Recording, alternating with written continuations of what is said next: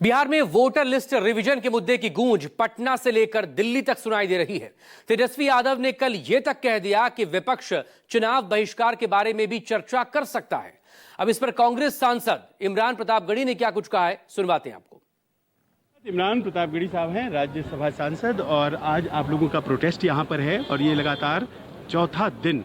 आप चाहते हैं यहाँ चर्चा हो, लेकिन सरकार ये कहती है चर्चा कैसे हो सकती है, जवाब कौन देगा? नहीं, क्यों नहीं चर्चा हो सकती देश के किसी भी मुद्दे पे, और वो मुद्दा जो लोकतांत्रिक व्यवस्था से जुड़ा है, लोकतंत्र और संविधान से जुड़ा है, उस पर संसद में चर्चा नहीं होगी तो क्या प्रधानमंत्री आवास पे अकेले चर्चा होगी?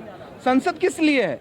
संसद इन्हीं मुद्दों पे बात करने के लिए। हजारों वोटर, लाखों वोटर इस मुहाने पे खड़े हैं कि उनका वोट लूट लिया जाएगा, उनके मतों की चोरी कर ली जाएगी, और विपक्ष जब एकजुट होकर के कह रहा है कि भैया इस पे बात करिए, क्योंकि इलेक्शन कमीशन सुनने को तैयार नहीं। ऐसे में आप चर्चा से क्यों भाग रहे हैं? प्रधानमंत्री जी विदेश चले गए, उप राष्ट्रपति महोदय का इस्तीफा हो गया, पूरी लोकतांत्रिक व्यवस्था छिन्न भिन्न पड़ी हुई है।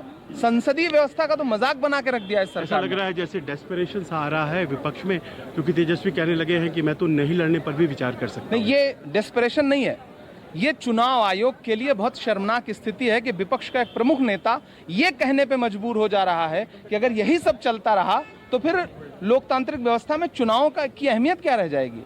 ये शर्मनाक स्थिति है। मुझे लगता है चुनाव आयोग को एक बार आईना देखना चाहिए। पर सिस्टम में रह के ही तो सिस्टम संभाला जाता है। नहीं, सिस्टम में रह के ही तो विरोध किया जाता है। सिस्टम, हम यहाँ गेट पे आवाज उठाएं, हम सदन के अंदर आवाज उठाएं, आप संसद स्थगित कर देंगे, सत्र मतलब उस दिन की कार्रवाई स्थगित कर देंगे। हम गेट पे आवाज उठाएं, चीखते चिल्लाते रहें, आप ध्यान नहीं देंगे। 4 दिन हो गए, पहले संसद के गेट पर या संसद के अंदर एक कोई आवाज उठती थी तो देश के आखिरी कोने में मौजूद व्यक्ति को लगता था कि संसद में हमारी बात उठ गई, अब हमारे मुद्दे का हल निकलेगा।